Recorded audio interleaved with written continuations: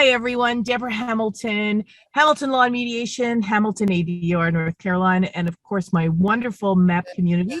Don't forget to also tune in to Why Do Pets Matter. I am now in Maryland. I'm on my way to Cornell, where I'm going to speak to a number of veterinarians on how to have conscious conversations with clients.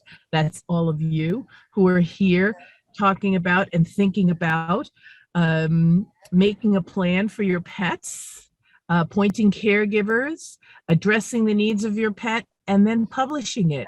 So tonight, if you saw the flyer or the notice before we came on, I'm going to talk about something I really don't talk about much, but I'm going to talk about on Friday to the veterinarians at Cornell, and I'm going to talk to you tonight about. So when you're making your MAAP plan, it really is important to advise your veterinarian. And here at the MAAP community, we always check in with everyone first thing before I go and run my mouth for an hour. So stay tuned, because in about 5 or 10 minutes, I'm going to talk about advising your veterinarian about the appointed caregivers. It is incredibly important. So I'm going to check in first with Sally. How are the girls, Sally? The girls are great. We have nice, cool weather, which is perfect for Irish setters. And we've been for 2 hours. We're just under 10,000 steps. So they're kind of slacking today. Uh-oh. Okay. Well, those lazy girls at 12 and 13, not so much, but they're doing great. Hey, Kieran, we were just chatting about worrying about you. We were going to send out the Eskimos to see where you were in Tenerife and if you were okay. They wouldn't be misplaced if you sent them out, actually. I think the island and my circumstances are still trying to recover from the recent flooding. Oh my God, yes. So I basically had to move twice in the last 2 weeks, which has been a pain in the butt, to put it that way. And I'm staying with friends at the moment because this is sort of weird. The first place I was living in, which was absolutely divine, all the electrics went down and they couldn't find the fault, for the simple reason in Spain most of the electrics are outside the building. Yeah. And whoever designed them forgot to consider that climate change would be involved at some stage. Yeah. These things. Well, 60 or 70 years ago, nobody thought of climate change. So there you go. Okay, well, these minor things happen.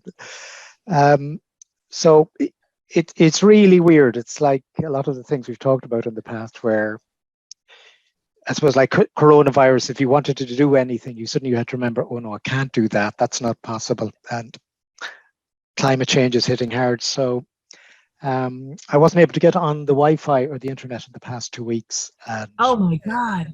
That's how it goes. So I'm not going to contribute too much tonight for the simple reason the friends I'm staying with have a curfew from 11:30, which is in about 5 minutes ago. 5 minutes ago. So I understand completely. Right. But I'm so glad you're safe, because we were a little worried about you. So we will keep you in our prayers and hope that things shake out beautifully. And we want to respect your wonderful friends. So we will have you nodding a lot, maybe whispering later. I'll be doing that. Welcome, Kalina. This is Debra Hamilton. I run the MAAP community call. We're so glad you're here. What we do at this point is we introduce ourselves.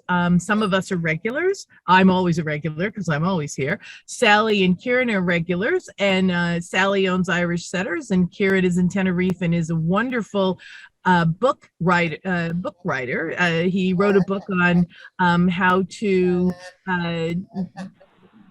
make sure your pets are cared for, make sure you know what you're getting into. It's called When Your Child Asks for a Pet, Let One-Eyed Leo Guide the Conversation, so that children learn the responsibilities of pet ownership, as well as parents understanding the responsibilities of pet ownership. So Kieran is one of our long-term people. We'd love to know where you're from and who your pets are. Hello, everyone. My name is Kalina. I'm originally from New York. And I actually found out about your group from the Golden Retriever group when they had you on. Yep. I'm living in Bermuda now, so the MAAP program is helped because I need to make a plan to get my dogs from there back to the States. But I have Anatolians, 4 Anatolians. Wonderful. The oldest one is 10. The youngest one is 2. And I have 4 beagles, and I just had a litter of puppies last night. Wonderful. Addisonians or Beagles? Beagles. Oh, great. Well, they're self-sufficient for about 4 weeks because they stick with their mom. And then after that, it's all bets Yes. are off. Oh, well, congratulations. I hope they have a wonderful puppyhood. I'm sure they will in Bermuda. Good thing you missed the storm. It sort of went by you. It didn't hit you. Am I correct? Yeah, you're correct. We just had some wind and a little bit of rain. We were hoping for a lot of rain because we're in a drought, but we had maybe a ½ inch to an inch of rain. So Yeah. something is better than nothing. Yeah, exactly. And we were in the path. However, it veered more west. So we got a lot of rain, a lot of wind, a lot of high tide in Eastern Carolina, North Carolina, but we were not hit as hard as South Carolina. And so we were feeling blessed as well.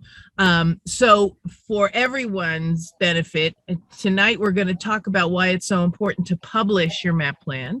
M stands for making a plan. A stands for appointing caregivers. There have to be caregivers nearby, as well as, if you can, long-term caregivers that can get there within a day or two, because you always need to have someone not so far away that animal care and control has to take your pets out of the house because something's happened to you. So a nosy neighbor or someone who's close by, because you want to make sure your dogs stay in the house until, they can be sorted by the people you've appointed to be your caregivers. Addressing the needs of the pet, as Kaylina, right? Yes, Kalina. So as Kalina pointed out, she has puppies now. So she probably has a whole new list of people to call and things that are required. God forbid something happened, because we always want all of our dogs to be cared for in the way we would care for them if we were there. So the other important piece, besides addressing the needs of each of your pets, Sally has older dogs. Kaylina has some older dogs, some younger dogs, and some really tiny dogs who are only a day old, which we're thrilled about, because purebred dogs, we're so thrilled that, people are preservationist breeders and really create animals that they're going to put in good homes and stay in contact with. That's really important. But the last piece, of course, of the MAP plan that I talk about often, but maybe not often enough, is publishing your MAP plan. So when you write all of this down and you appoint your caregivers, you need to publish it. And one of the places you publish it is, of course, on your refrigerator, on your back door. So when people come to your home, if in fact something happens to you, they know who to call. It's right there. It is right there. But you also have to, and I'm going to Cornell. That's why I'm in Maryland now, as opposed to in North Carolina, where I usually hang when I'm doing this. You have to let your vets know. And when I speak to the vets on Friday, I'm going to tell them, listen, I'm helping people create plans where they include you in the knowledge of who is the caregiver if the person who you have the VCPR, which is the vet client patient relationship you have with a veterinarian, they know who else can be part of that. And although you may have your bestie that you've known forever as the person on the sheet of paper in your home, if you don't have her name or his name in your vet record, your vet is really not supposed to care for your pet, even though they know Fluffy really, really well. And they know that Fluffy belongs to you. And they know you're probably good to pay for it. They really aren't supposed to care for your pet unless Susie Smith's name is in the file. So whatever documents you create with caregivers, you need to share at least the caregiver's name, telephone number, address. It always makes it easier for the veterinarian, because then they can verify that Debra Hamilton is who Debra Hamilton is, because she'll know what her own address is. You really want to make it easy for the vet to accommodate Debra Hamilton taking your dog to the vet or your cat to the vet if she needs to, because it's right there in the file. It's one of the things we often miss doing, because you're working with an attorney. So of course the attorney knows all about, Debra Hamilton and Sally and Kieran are the people who are going to take care of the dogs. However, if you don't give those 3 names to the veterinarian, the veterinarian is not supposed to really care for the pet without your okay. I mean, there are several reasons for that. You know, ethically, they really are not supposed to treat a dog unless they have a VCPR, again, a vet client patient relationship with someone, and they want to get paid. So if in fact somebody takes your pet to the vet and your name isn't on that account, you don't have to pay the bill, because who's this person bringing my pet? I never gave them permission to bring my pet, blah, blah, blah, which of course, that's not what you would do. You would of course pay for it, but it really is important to bring your veterinarian into that discussion.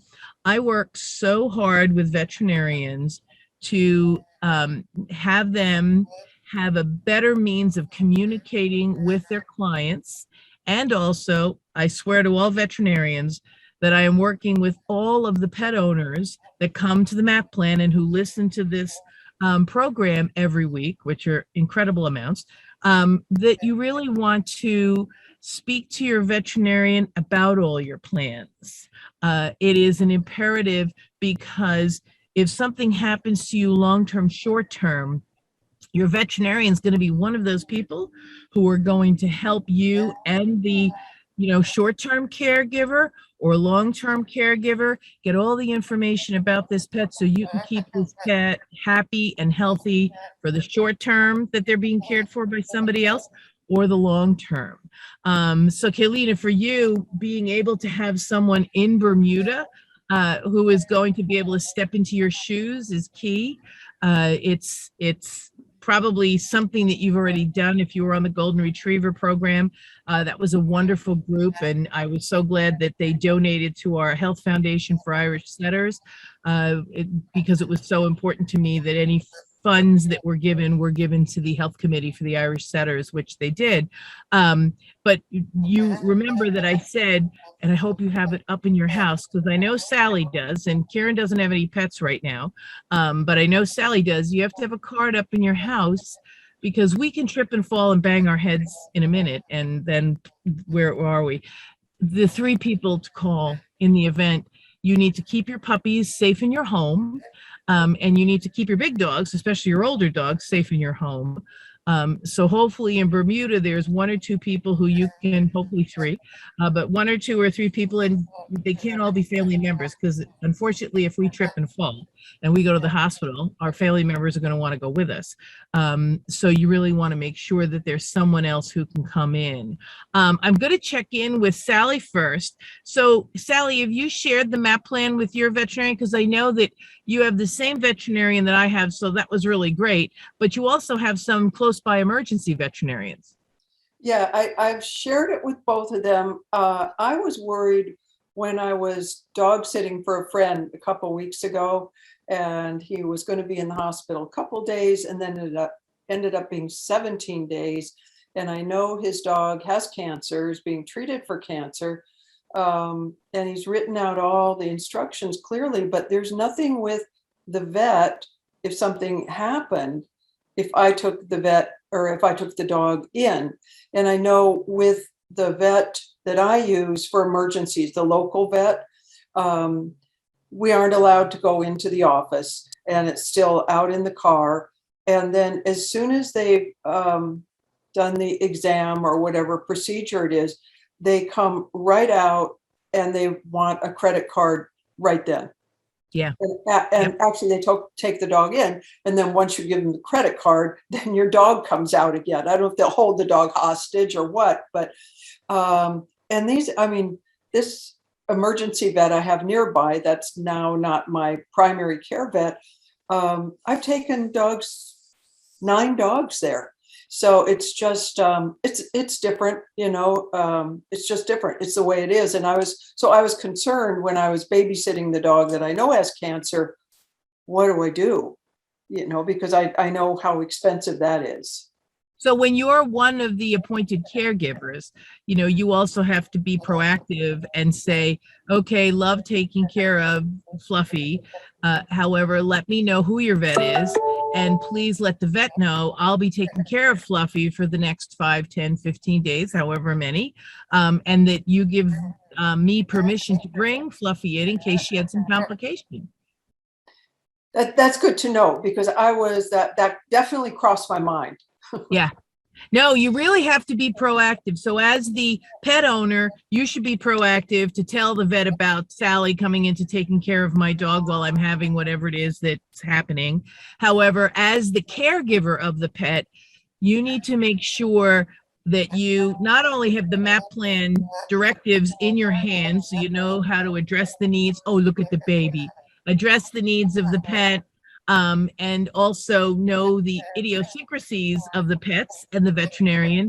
You have to make sure that when you get that document, you turn lovingly to the person whose pet you're caring for and say, by the way,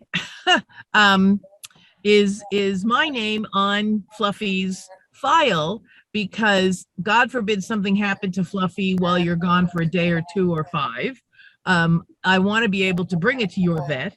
And also, I need to make sure that if I have to go to an emergency clinic, because of course nothing happens while your vet's open, it only happens in the middle of the night, that I have a document that says I own Fluffy and I give Sally Anderson Bruce the ability to take care of my pet.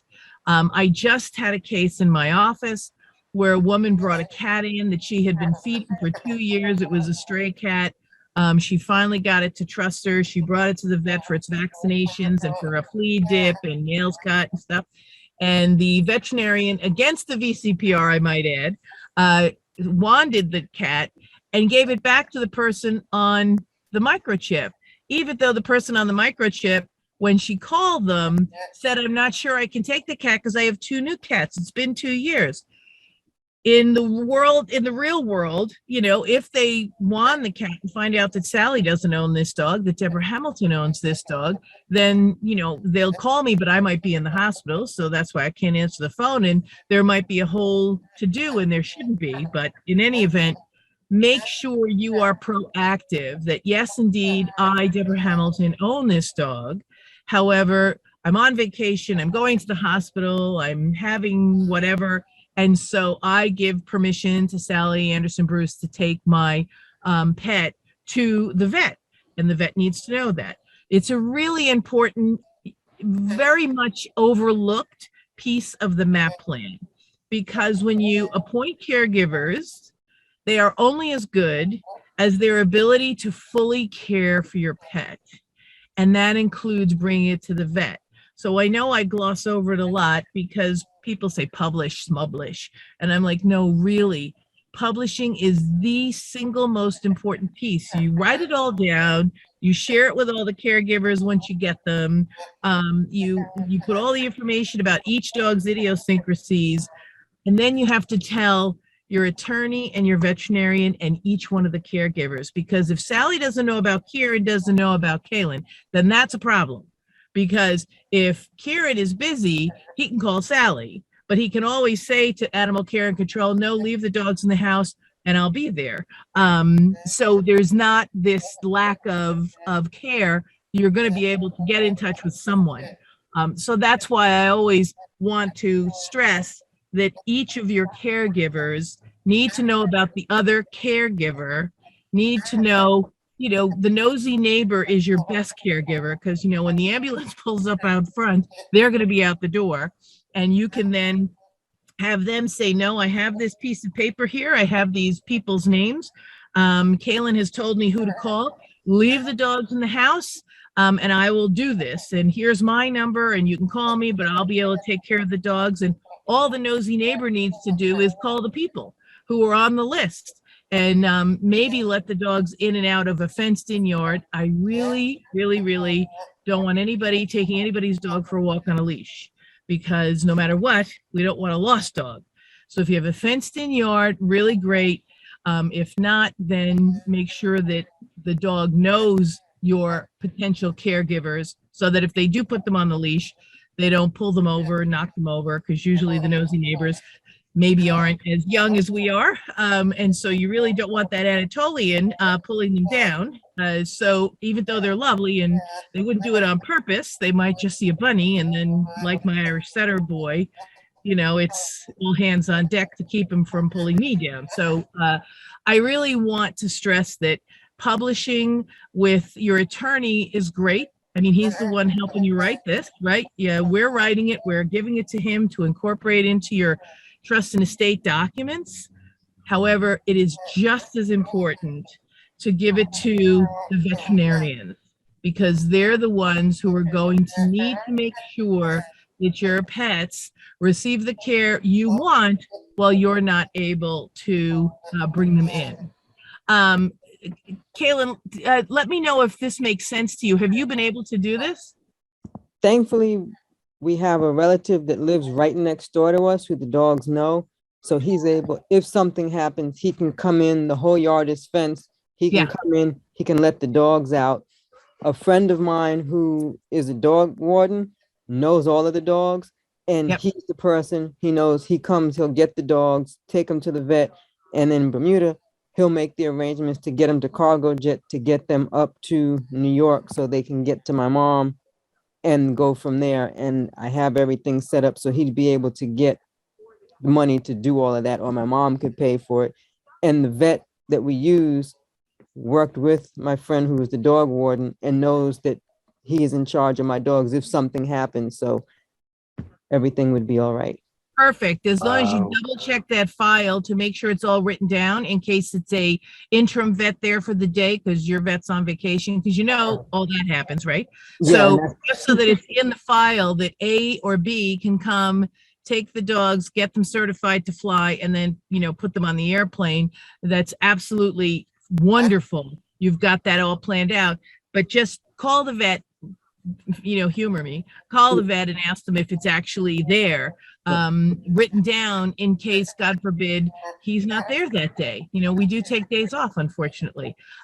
So you want to make sure that it's there for everyone to see so that when the wheels of progress come in to play, everything works out really, really well. I would definitely do that. And I might even just put it in writing and send them an official letter so it's there on file. And because you want to give them idiot-proof directions. And I mean that with all love and affection. I do. I just got to be idiot-proof.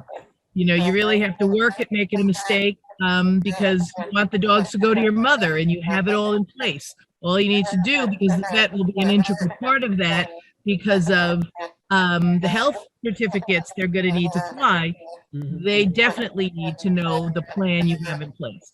Right. Hey, Susan, good to see you. How's Maggie? Don't worry about being late. Things happen. Yeah, Maggie's the same. She's still her grouchy self. And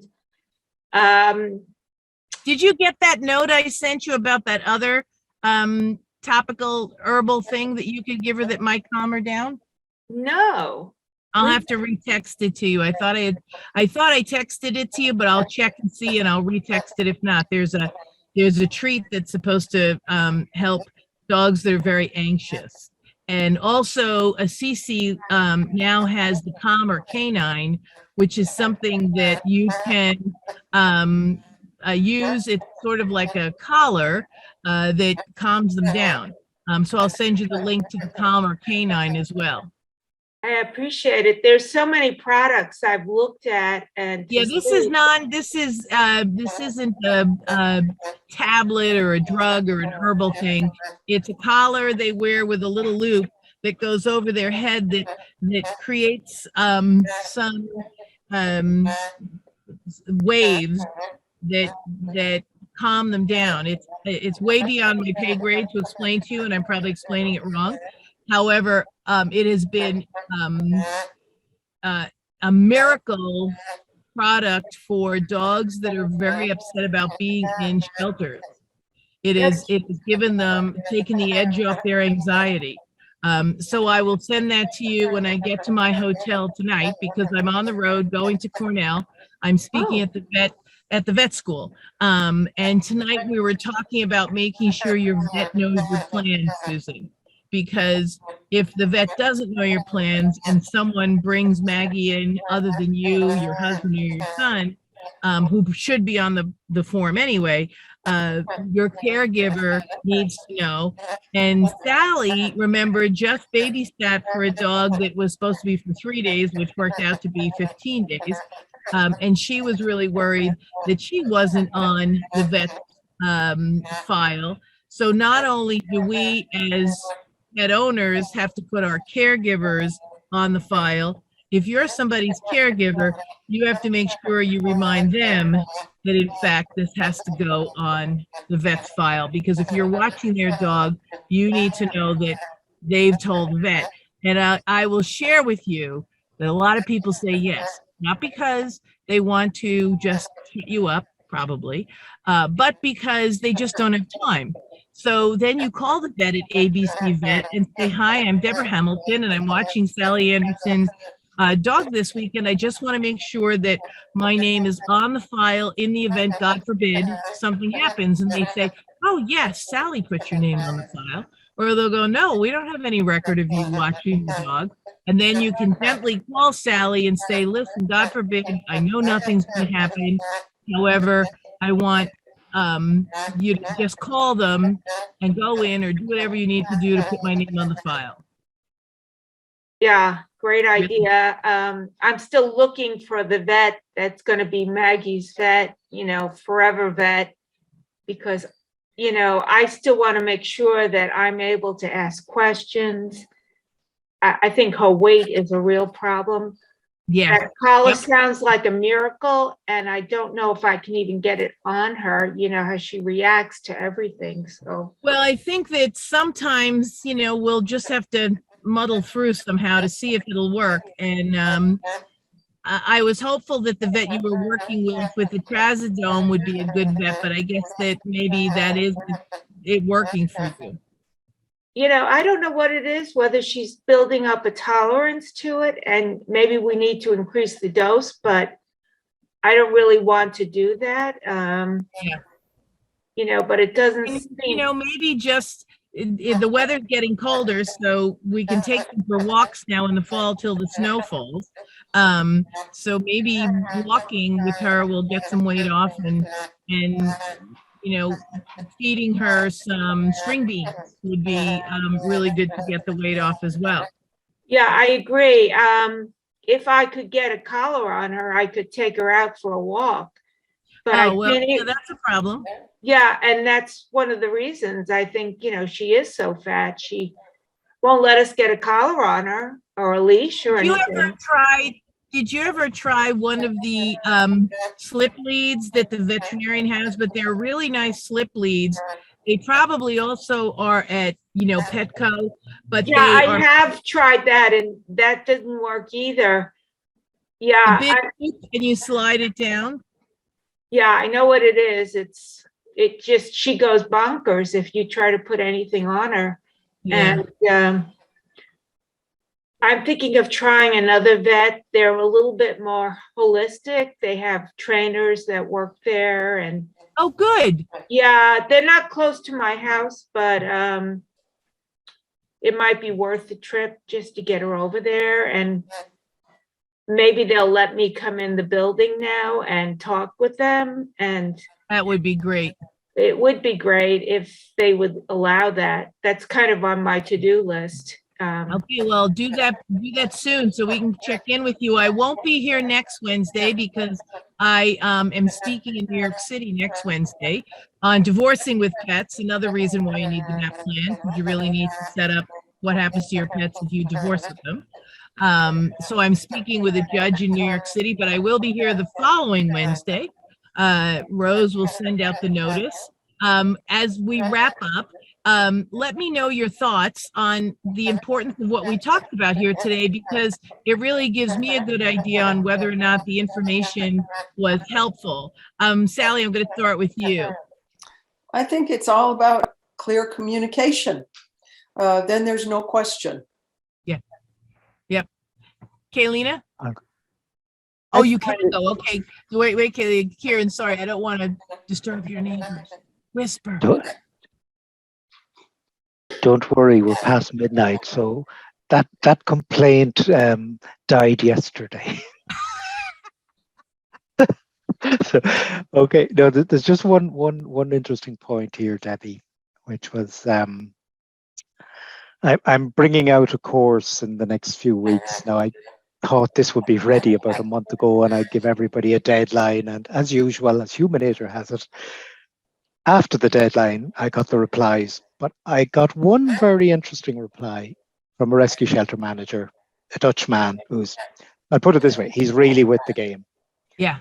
And he said, there's one problem with the MAAP plan, which made him feel a little bit uneasy. So I said, well, okay, what's that? And he said, there's a certain number of people who would adopt from his shelter, and they would be in the 60 years plus, very much loners. And if you ask them to produce a MAAP plan with one or two or three more people who might step in there, they think that's a bridge too far. Yeah. Now, Be very intrusive, right? yeah, right. Now, where this I think is extremely relevant is what you were saying earlier, which is the veterinarians have the inside track. Yeah, they do. Now, I think also if you adopted a dog from the rescue shelter manager, he has an inside track in two areas. One is he knows exactly what that particular dog would look for in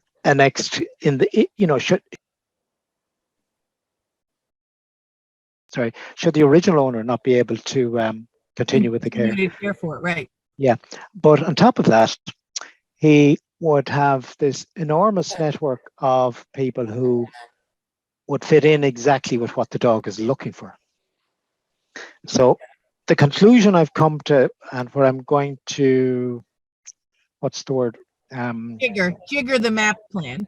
Jigger the introduction to the MAAP plan. Now, I would touch the MAAP plan. The MAAP plan is excellent. Sort of the priorities of how one would approach the MAAP plan, that like this category, we're talking about possibly 20% of people who get a dog from a rescue shelter, which in the States would be, of the 3.5 million that get a dog from a rescue shelter, 20% of 3.5 would be about 700,000 thereabouts, that might fit into this category, which would be no small number at all. But I just thought what he said was, wow, we have to start rethinking that.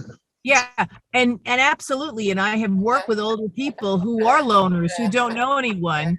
And I have actually helped them connect with their rescue shelter if they've rescued the dog, so that the rescue shelter will be that person. And if they live in a community or not, or they have a church community or not, they're able to connect with those people just to let them know. And of course, like I spoke about tonight, the veterinarian would probably know that loner, because the loners do bring their dogs to the vet at least once a year. And that would be the person who might also be the next best person to place Fluffy, because they know that Fluffy is a happy dog or not a happy dog, or nips everybody or doesn't nip everybody, so that they would be helpful in placing that dog as well. So it's a great point. Thank you, Kieran. Thank you. Kaylina, what do you think of tonight? Was it helpful to you? It was helpful because, like you said, and what Sally said would happen with the person she was dog sitting for, it never occurred to me to let the vet know, hey, I'm going to be away. This is who's in charge, even to let them know about the plan in general. So should something happen, the dogs can be taken care of. So yeah. I feel that you're covering bases and information that we don't think of. We just kind of take it for granted because we know, and we just assume it would be all right and everyone else would know, but we have to put it in writing to let people know what's what and who has. You really do. Absolutely. I mean, it is so imperative. So I'm so glad that this was an important topic we covered tonight. Susan, I'm going to send you that information, and remember to tell your vet who to call. Of course, but if I was sure who my vet is, I'm still trying to identify the right vet. But you always should have that information with whoever. I have 3 vets in North Carolina now, because I can't find the right vet either. And all of them have the 4 people who could pick up the dogs if, God forbid, something happens. Hmm. It's really Yeah. important because God forbid something happened to you and you're the one on the file and your husband has to take Maggie to the vet for some reason. It would really be important for his name to be on the file. Yeah, no, I agree. I don't foresee, I mean, like you said, unless don't. it was a Never disaster. foresee. Yeah, I don't leave Maggie. She's always with me No, because I know we don't ever foresee, but let me tell you, Kieran told us before you got on that he's now moved to 3 apartments that he didn't foresee because of weather-related climate change. wow. So, I had a king tide that almost came up to my back door. So we don't foresee, and that's why we have to pre-see what Right. we. No, I appreciate it. It's just with Maggie's behavior, it's so overwhelming. It's, No, I you know. know, But veterinarians know how to take care of dogs like Maggie, so it's not overwhelming for them. And it's only giving them the information that Sally or Kieran might actually, or your husband or your son might actually bring Maggie to the vet if something happened to you. yeah, no, that's true. I do need to identify though the vet, Yeah. and that's You number just have one. to, who's ever prescribing the medication, you should at least let them know, because that way they can get a refill if, God forbid, something happens and you want a refill. That's a good so point. Yeah. So until next week, it's Debra Hamilton, Hamilton Law and Mediation, the Why Do Pets Matter podcast, and of course, Hamilton ADR, North Carolina, and of course, my wonderful MAAP community. I hope this has been helpful. If it has been, please let me know, drop a line. And until a week from today, 2 weeks from today, because next Wednesday I won't be here, I will see everyone. You guys take care and kiss the babies for me.